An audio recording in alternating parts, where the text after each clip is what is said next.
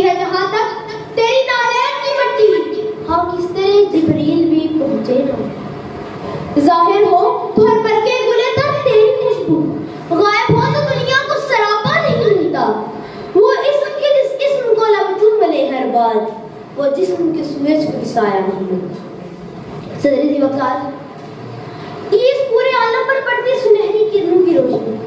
یہ اجلا سویرا، یہ پھیلے بلند قامت پہاڑ، یہ جلتا سمندر اور اس کا ہر ایک قطرہ، یہاں کی تابناک سرزمین اور اس سرزمین کے بدن پر موجود ذرہ ذرہ اگر حضور صلی اللہ علیہ وسلم کی شان کو بیان کرنے لگے تو نہ کر پائے۔ صدر ذی وقار، یہ کیسا باپ ہے کہ صبح سے شام ہو جائے گی، شام سے وقت بدل کر رات ہو جائے گی، دریا سن کر پھر رواں ہو جائیں گے، خزاں سے پھر بہار آ جائے گی، پر شان مصطفیٰ کو بیان کرنے کا حق ہے۔ صدر ذی وقار، ان کی شان کو بیان کرنے لگوں تو یہ کہنا بجا ہوگا کہ اور ان کے سلیمان تیری نالین کہاں کا ہے، اجازت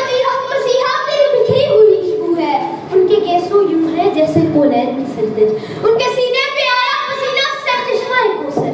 دنیا کے سلاطین، دنیا کے نامور بادشاہ تیرے دربار سے جڑے، اور سکندر تو تیرے در کے بھکاری ہیں، تو کیا ہو شان محمدی کے چاہے کوثر ہو یا پھر ہو گلستان ارم یا پھر طوبا،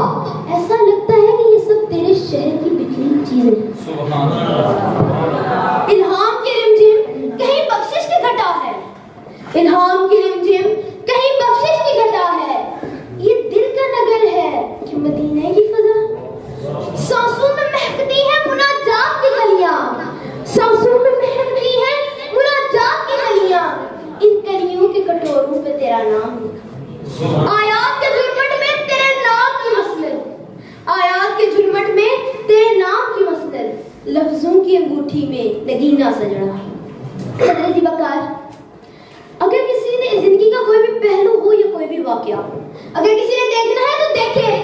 ماں کا فرما بردار بیٹا، اگر کسی نے حامد کو دیکھنا ہے تو حضرت عائشہ صدیقہ رضی اللہ تعالیٰ عنہا کے حامد کو دیکھے، اگر کسی نے والد کو دیکھنا ہے تو حضرت فاطمہ رضی اللہ تعالیٰ عنہا کے والد کو دیکھے، اگر کسی نے نانا کو دیکھنا ہے تو حسن حسین کے نانا کو دیکھے، اگر کسی نے حکمران کو دیکھنا ہے تو ریاست مدینہ کے حکمران کو دیکھے، اگر کسی نے رحمدل کو دیکھنا ہے تو طائف کی گلیوں میں چلتے مسافر کو دیکھے۔ صدر ذی وقار، آپ صلی اللہ علیہ وسلم نے صرف اپنے فرائض کو نبھایا نہیں